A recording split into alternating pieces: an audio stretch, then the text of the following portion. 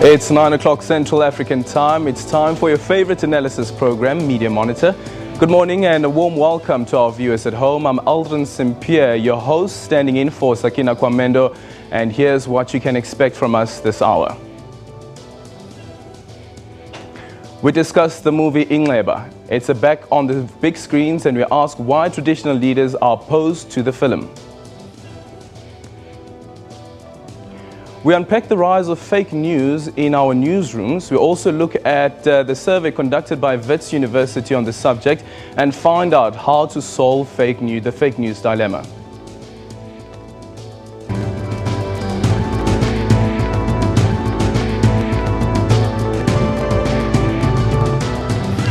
Our panel guest this morning, we are pleased to be joined by adjunct professor, Professor Franz Kruger, who is the head of department at Wits University's journalism department and the director of Wits Radio Academy, SABC's digital news producer, Babalo Lipaka.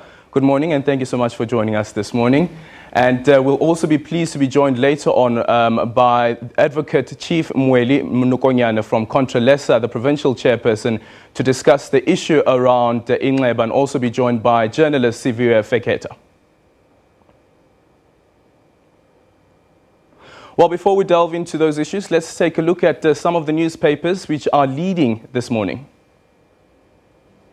We start off with the Sunday Times. It leads with the story about the killer polony scandal. South Africans were likely eating the contaminated polony from Enterprise factory in Polokwane for more than a year. The factory was shut down only last weekend after the listeria strain was confirmed as being the deadly STS.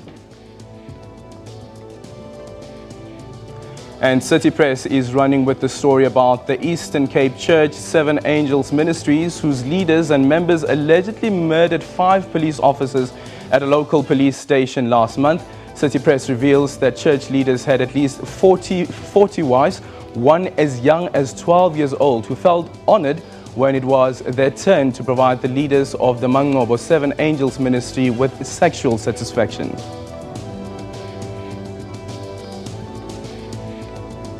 And the Sunday Independent is leading with a story about KwaZulu-Natal businessman Roy Moodley allegedly used his proximity to some of the top ANC leaders to pocket millions of rands of what was meant to benefit the party. And KwaZulu-Natal Sunday Tribune leads with the story about newly appointed Police Minister Bheki Cele, who vowed to clean up the force, and sources say he has chosen former Hawks boss, Major General Johan Boysens, as his special advisor. And lastly, Western Cape's Weekend Argus is also running with that story about the KwaZulu-Natal businessman accused of defrauding the ANC of 280 million rand. Well, let's shift gears and talk about stories that have been trending on the social media platforms for the past week now. Babalo, thank you so much. Let's look through those social media hashtags and the ones that have been trending. Okay, Aldrin, so this week I would like to focus on how social media has been used as a very powerful tool to create awareness, especially around the hashtags listeriosis and mhlengigwala. Let's do that. Let's just quickly go to an ad break, and when we come back, we're going to look at those stories. So of course, the story around listeriosis and the memes, which are quite interesting, quickly just after this quick break.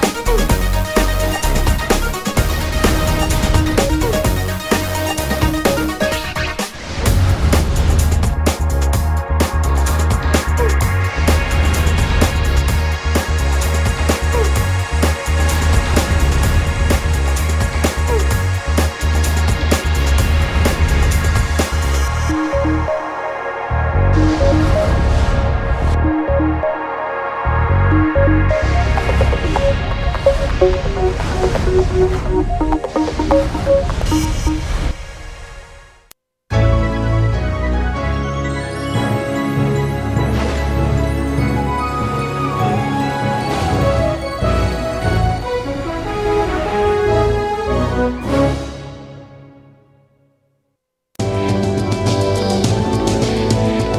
morning, you're still watching Media Monitor with me, Aldrin Simpier, standing in for Sakina Komendo. Let's start off where we ended earlier on Babala. What has been trending? Okay, so basically listeriosis has been trending for the past week. And if you take a look at this map, it's called Trends Map, and it basically gives you an idea of the different regions by which people have been searching for the hashtag listeriosis. It's in places like Gauteng at 50%, KwaZulu-Natal there at the bottom with 12%, 8% in the Western Cape, 7% in the Orange Free State, and then it also gives you a breakdown of the different cities. So it's been searched a lot in Johannesburg, in Pretoria as well, in Cape Town, in Durban, in Bloemfontein, and in Port Elizabeth. Geez, I wonder why these other provinces and the cities like Cape Town wouldn't be so interested in this. I think what's also interesting to note about this is that this is just for the past 24 hours. Okay. We couldn't get a comprehensive report of everything that has been happening during the course of the whole week. But in terms of the response on social media, it's been quite massive. And I think we need to be very cognizant and aware of the fact that the Department of Health has issued out warning on certain products that have been affected by listeriosis rather, such as polony, such as Russians, such as smoked ham, salami sticks and so forth. And obviously there's been like a lot of people on social media who have been complaining about bologna, saying that, well, you can't stop the production of bologna because, I mean, that's what you use in quarters in the townships, right? And then, so yeah, like I said, a lot of social media accounts like the City of Joburg have been using their accounts to spread awareness on some of the symptoms that are experienced when a person can be diagnosed with listeriosis. And then we also have very influential people on social media like Twitter celebrities, Advocate Barry Rue, who was also raising awareness of the listeriosis outbreak. And he's just basically outlining facts and safety tips. And I just want to mention that this tweet was retweeted 1,770 times and it was liked 1,087 times. He has quite the following at Yes. Advocate Barry Rue, eh? Yeah, so it gives you an idea of just how serious the listeriosis outbreak is. And I know there's been a lot of memes that have been circulating on social media, but then I think we also need to be aware of the fact that it's quite a serious thing. It kills people. And yeah, in terms of the memes. So we had a hashtag called People Who Deserve Polony. This is so mean, though, I have to say. People who deserve polony. Yeah, and then Lilego says people who deserve polony are people who beat up their wives.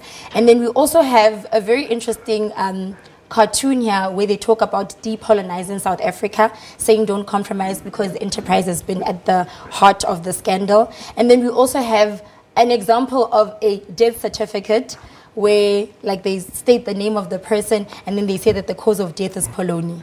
I actually saw a tweet during the week where it said that if your partner cheats on you, don't compromise, serve enterprise. Yes. So those are just some of the memes that have been coming out. But on a more serious note, Aldrin, I came across an Instagram post during the week from a girl that I follow on Instagram. It's Vuyelwa Muledi, and she was basically relating her story about how listeriosis has affected her family.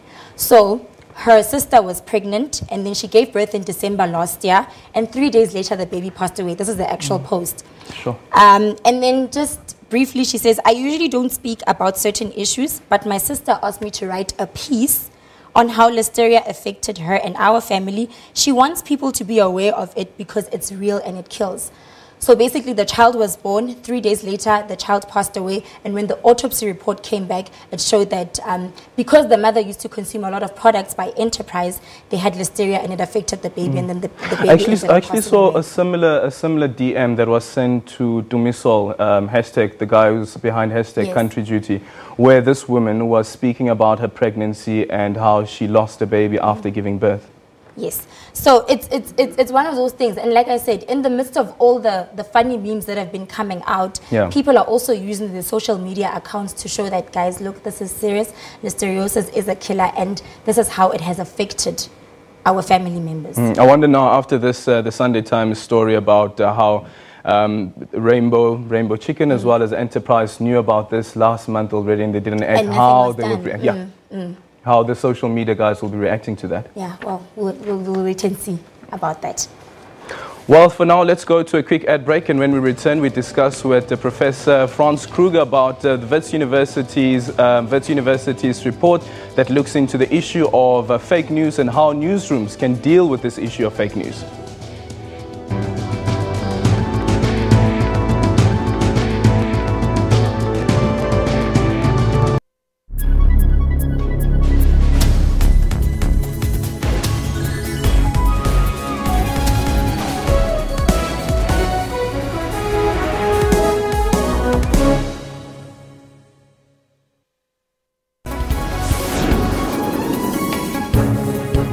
This is your midday report. Good afternoon. I will defend you. I assume as President of the Republic of Kenya. Let's take a look at how African markets and currencies are performing now. The central bankers say the success of Bitcoin and other cryptocurrencies is just a bubble. Breaking stories, detailed economy and sport. Tune into Midday Report every Monday to Friday from 12 p.m.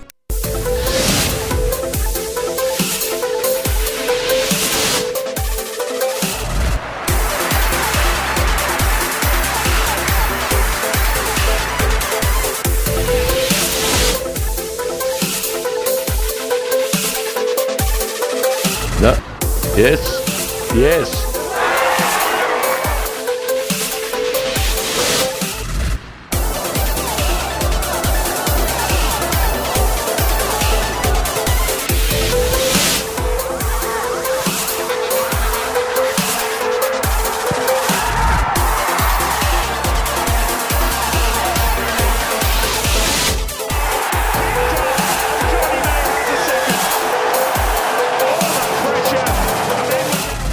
Sports Live every Saturday and Sunday at 7:30 p.m.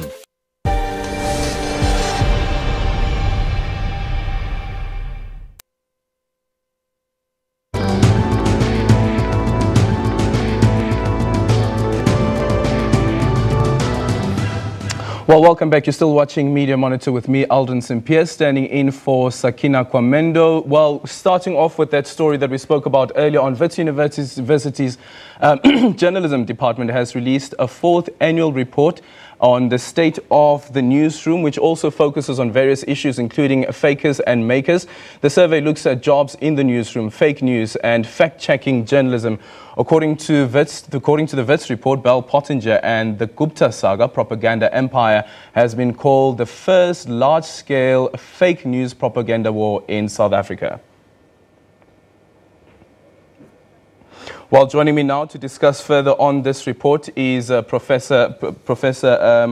got Professor Franz Kruger, who's joining us now in studio. Professor, let's just quickly start with the scope of this report. What is it exactly that we're looking at here? Thanks, Aldrin. So the report, as you said, is an annual event, an annual report that we produce. It takes a sort of snapshot of the state of the media, specifically from a journalistic point of view, across a year, in this case 2017. So we provide a kind of overview of the highlights and the lowlights of the media's life, as it were, during the year 2017. And then we pick out a couple of topics that we look at in more detail. As you say, one of them was fake news. We looked also at fact-checking practices, particularly around the impact of an organization like Africa Check, which we also host. And then we looked in some detail, actually, at demographic trends, the kind of picture that emerges of jobs, the decline, in fact, of formal employment in the media in those areas. And then there are some appendices which provide some hard data around complaints, around demographics of editors and various other things. And in terms of your comparison, if you look probably 2-3 years ago, in terms of fact-checking and also this new dawn of fake news, how difficult do newsrooms find it? Well, the environment really has changed, it all begins, I suppose, with the realization that the whole business model of journalism is under considerable threat. Money is going online, audiences are going online, and the traditional newspapers are really under pressure. We see a continuing decline in audiences, and that has made newsrooms more vulnerable. I mean, jobs have declined. and have made them more vulnerable, in a sense shrunk their capacity to actually engage with what's really going on out there. And so there is a vulnerability to things like fake news. Whatever that means exactly, we can talk some more about and also falling victim, because even looking at this transformation that we've gone through as a country from the ANC's previous president was president of the country, into the transition into new president Cyril Ramaphosa, and all the news that we were getting. Well, some would say that some of this news was fake news. It wasn't actually correct.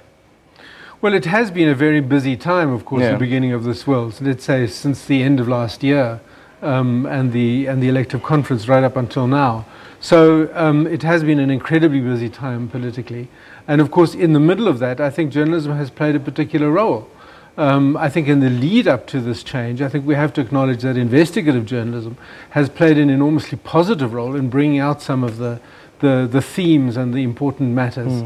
That have pushed the politics, in a particular direction. But yes, I mean, over the last little while, we have seen instances where newsrooms have been taken in. I mean, most recently, there was what looked like a genuine statement from the presidency that Vladimir Putin, the president of Russia, was about to arrive just at the moment where the transition was not yet complete, and of course it turned out to be a hoax. Something similar actually happened with the SABC, where the SABC was purportedly to have sent out a statement saying that the president of the country at the time, Jacob Zuma, said to make an announcement at a particular day, at a particular time. And unfortunately, it feed into the social media hysteria that was happening at the time, everybody trying to find as much information as they possibly could. I think that's the problem. I think that at times like this, we find, that people are incredibly receptive to things that they think are likely without checking carefully enough that in fact they're coming from a credible organization and that they really are reliable. And so with the speed of social media, things get circulated incredibly quickly and picked up. Somebody takes a glance, retweets, posts it to Facebook. Next thing you know, it's all over the place, and actually nobody's taken the time to check that in fact it's a real thing. And so I think as a society we're really vulnerable to that. I mean, I'm interested to see the long article this morning in City Press around trust in organizations. Trust in government is particularly low, particularly in South Africa actually. Trust in the media is declining. Trust in business and NGOs is also declining, but less. And that's a real worry, because I think that if we don't have a sort of basic minimum of trust in the stuff that we get, certainly from a media point of view, it really undermines what. And there's a void. There then becomes this void that's then plugged by people who get followed a lot on social media, like the likes of course, it's a fake account, the likes of Advocate Bereru, who come in and they pluck the issue around Senzo Meyiwa, for instance, and they seem to drive the agenda instead of newsrooms being in charge of what the agenda is. Exactly, and it's a real problem that then people get taken in. They find it difficult, as the City Press article also points out, they find it difficult to differentiate between what is real and what is false, and then they stop trusting basically everything. And I think we all suffer as a result. Let's then quickly speak about the demographics of the newsroom. One issue that the ANC has continuously raised, and that's the reason that they said they want to push for this media tribunal as well, is how young the newsroom has become. Does this report look into it? Well, I mean, on that front, yes, it does, and certainly it does appear that there has been a huge loss of experience. I think in the Independent, we had a figure of something like 11 or 12% of journalists only have over 15 years of experience. 13% in the Independent group, just as one group, right? I mean, it doesn't, not every group is exactly the same, but that's really low. It means that a tiny proportion of people in the newsrooms have significant experience. We just took a cut-off of 15%, a fairly arbitrary number, but nevertheless it does reflect something.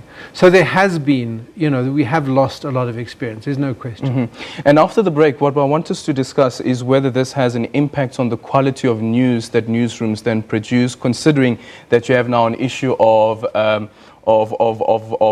deficit of knowledge, institutional memory that's being lost in the newsroom because of the newsroom becoming, what the ANC says, younger and younger at the time. Okay, well, for now, let's go to a quick ad break, and when we come back, we continue with our discussion around this report that has been released by the Wits University's Journalism Department.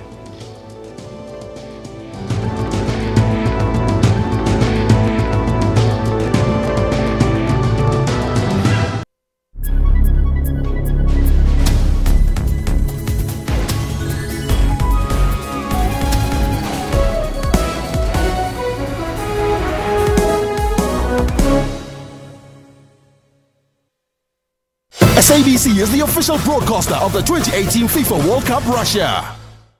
SABCnews.com is your one-stop digital portal to all the news you need. With a website that is easy to use on mobile, SABC News prides itself in being the primary source of public service content across multiple platforms. Watch live streams of all the big news events on the SABC News YouTube channel, which is one of the most viewed South African YouTube channels globally. And catch up on the best of SABC television and radio news. Follow breaking news on all of the SABC News social media platforms, interact with SABC News on Facebook, and stay connected on Twitter for the latest headlines and real-time updates by our reporters. SABC News, everywhere.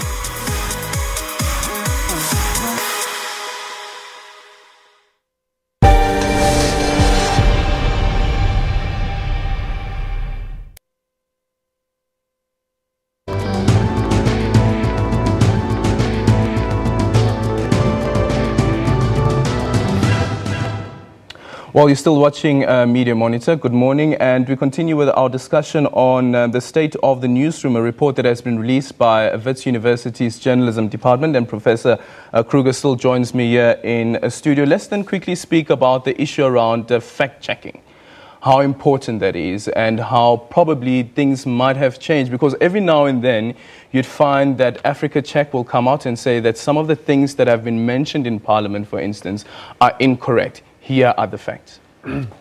Well, I think what we've seen is the rise of what is really a new genre of journalism. I mean, journalists have always gone into, hopefully, they should have always verified the claims that they report on, check whether those things are true. That's a kind of normal part of journalism. Of course, things sometimes go wrong, but as a rule, you know, the idea is that you know, before you publish a story, that you check that it's factual. But what we've seen is the development of a new genre where actually organizations like Africa Check, who you mentioned, will take a claim, and that then is the focus of their report. Perhaps, you know, it may be a claim about the number of people who've died from listeriosis, or not that I've seen that particular instance, but that might be an example where a fact-checking organization would decide to go back and first check with the person who made the claim. That might be a politician, it might be somebody in the media, and go back the chain of evidence and see whether it stands up.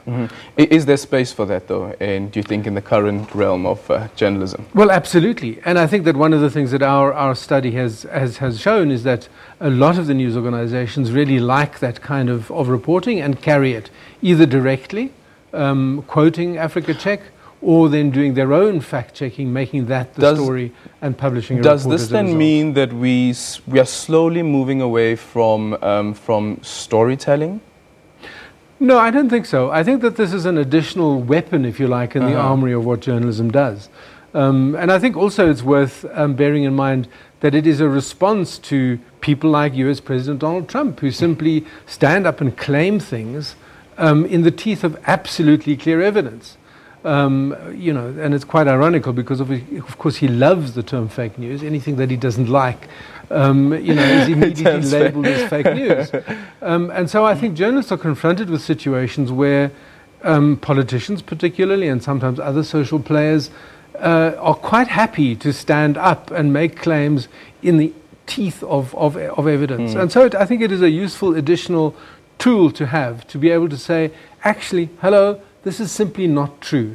and you should not continue making. I wonder though, does it add any value when, for instance, Donald Trump makes a certain claim and stands by this claim, and then next week, for instance, then changes and says that I've never said that, and we would report like, yes, you have said that. Does it add any value when we as newsrooms go back and look at the facts and look what has been said before and compare the notes? For the viewer, for the person who watches the news, do they take anything in from that?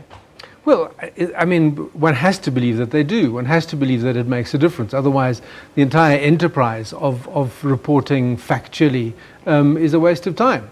And actually, it is interesting to see that also in the survey that's reported on in City Press, you know, the decline of trust specifically in the American government is greater than anywhere else. And that has to be because of this practice that Donald Trump and his inner circle have of simply denying things that are factual. I mean, I don't think that that's a good trend.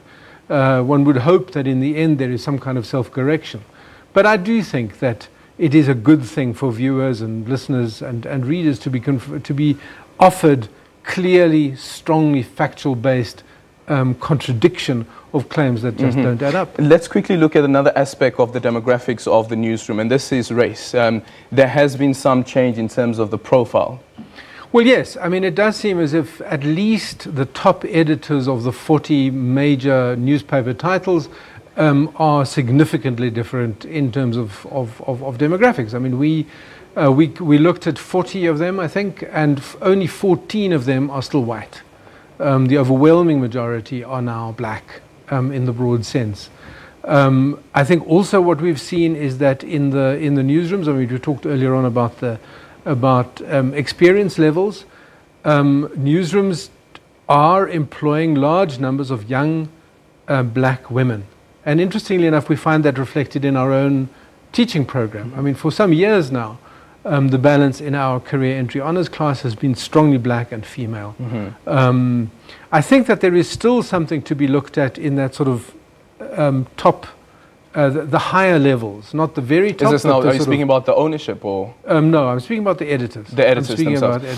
And with the change or in terms of the profiling of, or the profile of these different editors, we're seeing more black people coming in, more females coming in as well. I wonder whether it all means that there is a change in which the certain publication will take on certain stories and tell certain stories. Well, we didn't look at that in any kind of rigorous way. I think, you know, one's impression really is in the eye of the beholder, so to speak. I mean, some people feel that there has been no change at all. I think others feel that there has been a significant change. I do think that it's not the end of the story. I think we still have to continue thinking about the kind of culture of journalism that exists in our newsrooms. And certainly I do think that a lot of our news organizations, whether it's in print or in broadcasting, are caught in a kind of middle-class urban English bubble. And that's a real problem. Yeah. I mean, we have, you know, I happen to be aware a little bit more of what's going on the West Rand than maybe in some other areas for personal reasons. And I'm aware that there is a whole slew of protests and activities. There's a way, you know, there's protests around the lack of a police station in places like Tshepisong and Kagiso that just doesn't make its way into the mainstream press. And that's a real problem. Yeah. I think that that's partly because of the kind of organizational and institutional bias that we have. I think it's because of costs being a problem. You know, the bureaus that news organizations used to have in places like Krugersdorp, Carltonville, and of course also in East Rand and other places simply no longer exist. And that flow of information from the margins into the kind of middle class mainstream, call it that, is really interrupted. And I think it's a real problem. A couple of, you know, I can quite see that we will once again have an explosion of xenophobic violence a little way down the track, as we have had periodically. And people will be throwing up their hands and saying, we never knew that there was this unhappiness. And that's, I mean, I think that's a challenge to us as the media. I think we really have to get out there and tell those stories. Just a final question before I let you go. The ownership of the media space, who are some of the owners? We've seen what's happened to ANN7. Their contract comes to an end, I think, what is it, in September or August? Is there been any change in terms of who owns these media houses? Well, we didn't look at it this time round. We looked at it in the 2015-2016 report. And you know, there are one or two of the big print companies particularly that really can show significant change, others less so. But of course the last year has seen significant change in terms of particularly the Mail and Guardian. We've seen the exit of Trevor Ngube, who owned it for quite some years in the interests of an American-based philanthropic ownership structure that is keen to keep the newspaper going on the way that it has. And of course, as you say, we've had the very big change around ANN7, which first moved ANN7 and the New Age, which first moved to Mzwanele Mani's group. And now looks like it's going to, its contract with MultiChoice is ending, and it is likely to face closure. And there is a new, there is a bid to find a new black-owned television channel to find that space. I mean, I personally, I don't think that the departure of ANN7 is going to be a huge loss. At the same time, I'm really discomforted by the way in which MultiChoice exerted simple corporate power, in fact, to get rid of an embarrassment that they'd created for themselves, and at the same time quite neatly moved attention away from the real question, which is their use of money to pursue their own corporate agenda around DTT, digital television, and set-top boxes. So I'm a little uncomfortable about how that unfolded. Of course, that's a huge issue also about who comes in, who's the next player to come in. I have this theory that I believe that there's already this particular company that has been set up to come in, because it doesn't take a few months to set up an entire media house. I believe that it takes this. Professor, thank you so much for joining us. I understand that you will continue to join us after the break. Let's go to a quick ad break, and when we come back, we look at the controversy surrounding the South African produced movie Inxeba.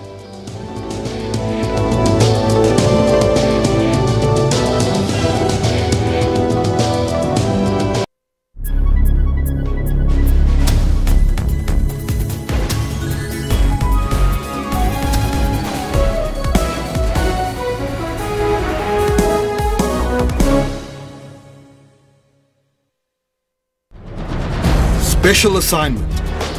Crime keeps the society in terror and pain. Why so? If someone phones me, tells me, okay, look, he needs a silver, and I get you all driving, I'll take it. What pushes normal people to be so hard, heartless, and brutally kill one another? The other side of it could be more for their own psychological need. It might be part of a sexual fantasy that they have. It could be about power and control. After proper investigation is followed, the perpetrator gets arrested. It's quite a massive process. And ultimately, with our parents, I think justice is served. Emotional scars remain. We would pay any price to get him back, and the sad reality is that it's gone. Special assignment. We unravel the truth every Sunday at 21:30.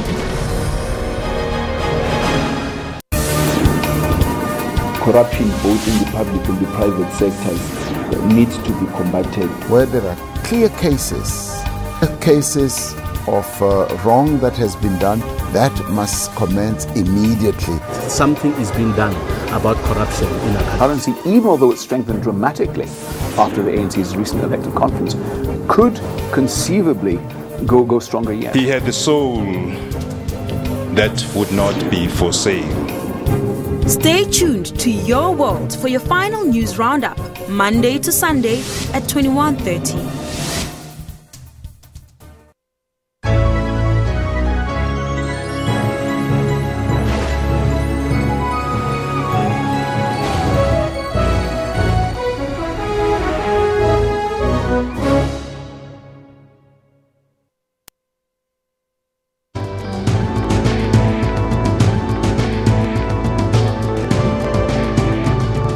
The X18 rating by the Film and Publication Board's Appeal Tribunal effectively banned the movie Inxeba from public theaters, as X18 means it can only be viewed at adult shops.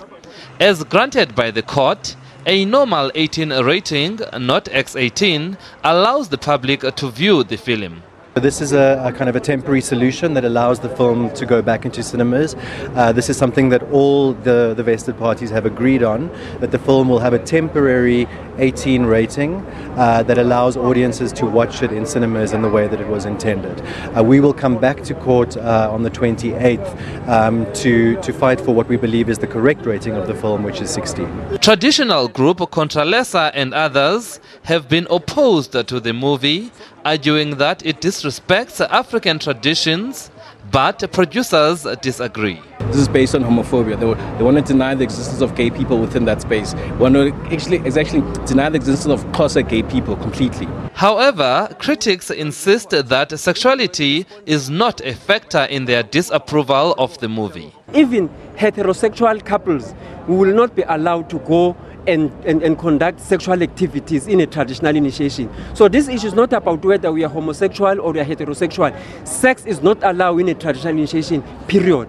What we have seen in the film is a total distortion, is a total misrepresentation of cultural practice. You have never seen or heard anything that there will be sexual engagement in the initiation schools. Turn to court on the 28th of March. While the fate of Ingleba now lies with this court, the film producers have called on the public to go and see the film and make an informed opinion. They argue that most people that are against the film have not even seen it yet. Sipho Sterman, SABC News, Pretoria. Well, as you can see, it's a movie that has been on everyone's lips since talks of its release last year. Ingleba The Wound was met with mixed reaction last month when it debuted in theatres nationwide. After an initial High Court decision on the film's X rating, it was reclassified with an age restriction of 18. The North Gauteng High Court earlier in the week, as you heard in that insert, ruled that the X rating on the film Ingleba can be lifted, meaning that the film can now be shown in local cinemas with an 18 age restriction pending a court proceedings that have been postponed until the 28th of this month. Meanwhile, the High Court in Pretoria also dismissed with costs an urgent application brought by the National House of Traditional Leaders to interdict the screening of the movie from Friday morning. Well, joining me to discuss this issue further is the Contralesa Provincial Chairperson, Chief Umelo Nokonyane from Contralesa. Thank you so much for joining us. I guess we're not discussing soccer, we're discussing Ingleba. Yes, indeed. Thank you very much. Good morning. Okay, and also we still have Professor Kruger here with us as well. What is Contralesa's issue with the movie? Our fundamental objection is that you cannot demonize and castigate our valuable culture in the manner in which the producers and the actors has done. And we have viewed this Ingleba film, and we then have an informed opinion that it is a distortion, as really an abomination, and it should not be seen. Yes, the classification that it should be seen in pornography and other things, we don't want it even there. And hence, we then wrote a letter setting out clearly the grounds upon which we object, from scene one to the last scene. And so you've sat down and you've watched the movie and you've... Yes, and we're indebted to the then Minister of Communications, and we wanted to discuss this thing with them. They are not coming. And we had taken a decision, because the king, whose custom is being actually depicted in this manner, did indicate clearly that it should not be shown. How can a person show a middle finger to His Majesty the King? Two, this is a wound that is piercing through even our hearts as traditional leaders in our traditional communities, and even insulting women, even our boys, everything there, even the clergy were there. They were all, they could not even watch it to the end. They had to leave. And that is the manner in which the producers actually has castigated our custom. Hence, therefore, we are determined that it will not be screened. Chief Nogonyan, I just wonder whether the view from traditional leaders and their perspective of the movie is not a bit distorted, because this is about storytelling, it's not really a documentary about what happens at initiation schools. So it's not meant to be a true reflection of what happens at initiation schools, isn't it? I hope you have seen it. Yeah, I've watched it twice. Yeah, we have watched it twice. Our opinion is different from yours. Clearly, it is actually putting our custom in a bad light. And it is a distortion. And it is really an insult. Hence, we are determined to go to the highest court in the land so that it is banned. In fact, as I speak to you, it is banned. And we're going to call in Mbizo. We're going to embark on a peaceful protest throughout the country. And in the Eastern Cape, our people are actually on their toes because we cannot allow this thing. Professor Franz Kruger, I wonder whether this is not an attack on freedom of creative expression. That this is what the film producers feel should be a story that they want to be told, and this is how they feel the story should be told. Well, I'm at a disadvantage. I haven't seen the film, and so I have to be a little bit cautious about my views. And I certainly think that it is important, as you say, to show the kind of respect for various cultural norms and cultural customs that we have. At the same time, I'm really troubled if we talk about banning a movie, banning an expression of a creative output of that kind. I think that the New South Africa, our constitutional order guarantees freedom of expression, and I think it would be really unfortunate if we saw the banning of any kind of product, of any film of any sort. Do you think then that the Film and Publications Board should have taken South Africans into their confidence, how they came to this decision, the initial decision which led to the movie being taken off the big screens? Well, I certainly think it is valuable to hear, the reasons that are being advanced for a decision of that kind. I'm quite sure that, as Chief Nkonyana says, I mean, this thing is going to go through the courts at several levels, and I think that we will have an opportunity to hear the reasoning of both sides of the various arguments that are being brought to bear. But yes, I think it is important for us to understand what the thinking is. Chief Nkonyana, you spoke about going on peaceful protest. Yes.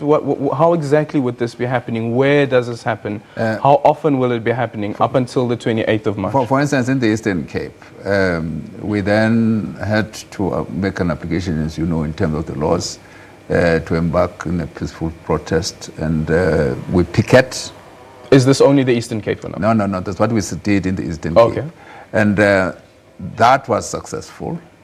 And in fact, even the owners of the cinemas, they had an engagement with us, and we actually told them the basis, and they had agreed with us, and they decided, no, not in the Eastern Cape. I'm told, although they did receive the interim interdict here in Gauteng, unfortunately, the House of Traditional Leaders, which I chair in the Eastern Cape, was not cited. Unfortunately, our king was not cited as a party there. And, but in the Eastern Cape, I'm told it didn't fly. But here in Gauteng, we're told it happened yesterday. And then we contacted our leaders here that we're going to convene in Mbizo and mobilize our communities. And it would be regrettable then that if they persist in doing this, because we object fundamentally. We told them the basis why. And we're going to engage even all the cinemas in the country, including the Western Cape, that this film should not be shown there. That's what we're going to do. Legally, they are the one who took us to court. Yes, we're going to meet them in court on the 28th. I hope the court is going to review its decision. It is unfortunate that the court even granted them interim interdict. In our view, the court should not have done that, but that is water under the bridge as we speak. Professor Franz Kruger, just in closing, the strange thing is that with even the President's Keeper, the book, there was a ban over the book, perceived ban over the book, and all of a sudden it was leaked through the various social media sites and people had access to the book. I wonder, though, whether this intention from the House of Traditional Leaders as well as Contralesa won't be defeated by social media. Well, there is, that's a really strong argument also, I think, that actually in this day and age, to ban whether it's a book or a film is almost impossible. I mean, quite clearly the film will be shown elsewhere, it will be distributed informally, it will be passed from hand to hand if nothing else. So I think, I think that really we need to get to a place where we have debates around proper coverage, what should be shown and what shouldn't be shown, without trying to resort to closing down of a film or a book or whatever. Chief it is. Nongonyana, also considering that, understand that the film is already available on the black market. Yeah. It is also available on YouTube, I understand. Yes. What happens now? Well, we are going even to fight it there. and what we are going to do, our own people, even women and our children, who really are proud of being Africans, will not participate in that space, and will make sure that in fact they do certain other things, that those that are going to watch it there, they will find it discomfortable to watch it, because it is an insult. We are telling them, we have advised them so, and anybody who is doing that at his or her risk, because we are going to fight even at that space. Do you think that what should happen is that before we even get to the space of discussing whether to ban a movie or so forth, that when a movie is being contemplated or with the creative directors, that the House of Traditional Leaders must be involved next time around? No, indeed. I think it is really unfortunate. Is that fair? Is it a fair expectation? Yes, we must be involved. And as any other party that is directly affected, we cannot talk even the matter that is, of course, close to the hearts of Christians, and being sensitive about their values, or even Muslim or whatever religion it is in the country. Yes, we are a democracy. We have got a right, but those rights are not unlimited. We must be conscious and sensitive to the rights of the other people. And here we're talking about the rights of a capitalist individual against the rights of the community, and against what we and the government have done in order to fight against the stigma, because there are deaths in the initiations, and we have taken certain other things. Now those things are promoted in that. It's going to militate against whatever we and the government have been doing to address our concern around the administration of the custom of initiation in the country. Professor Kruger, how do you avoid this contestation in future? Because this one is already out there. Well, I certainly don't think the way to go is to insist that wherever movies or books are about to be written, that there should be consultation and that there should be a kind of veto right by the people being written about. I mean, there's a long list of products, creative and otherwise, that would never have seen the light of day. Whether it's about traditional custom or other things, I just don't think that that's feasible or right. I mean, we live in a constitutional democracy in which it is possible to set out to make a movie about something. Of course, one has to take into account the sensitivities. I do get that completely. But I think to impose some kind of pre-project censorship, I think is completely out of touch with what our constitutional order says. We've seen even movies like the movie Winnie, which Winnie Madikizela Mandela wasn't happy about. However, though the movie went ahead. Well, exactly. You have cases like that. I mean, you have biographies that are written with the participation of the person being written about, and that has a particular place. And you have biographies, whether in film or in book form, that are done without, unauthorized biographies, and they have their space. They have their right to be. I don't think we can go down that road. I mean, avoiding this kind of controversy, I'm not sure we will. I think that we have a very fundamental difference of approach of different groups in society, and I think we need to discuss them. We need to find a way of being together on the basis of the constitutional order that we have all accepted, I think. And I think that's the reference point that we need to cling to. Okay, let's go to a quick ad break, and when we come back, we'll have final thoughts from both of our guests with regards to this movie, Ingleba, and what happens now going forward. What should the South Africans be doing? Should they be going out to watch this movie, and what does that show if they do go out to watch the movie? And what does it show when South Africans go out to protest against those who decided to go and watch the movie? After the break.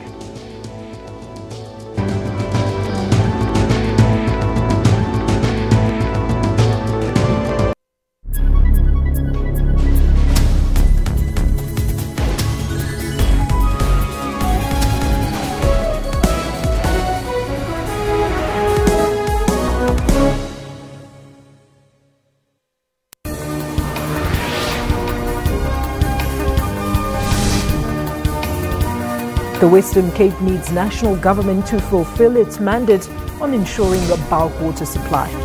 We must ensure that the city of Cape Town never confronts this particular situation again.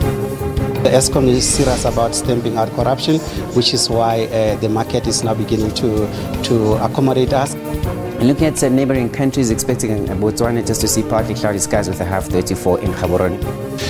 News today at 3 p.m. from Monday to Friday on SABC News.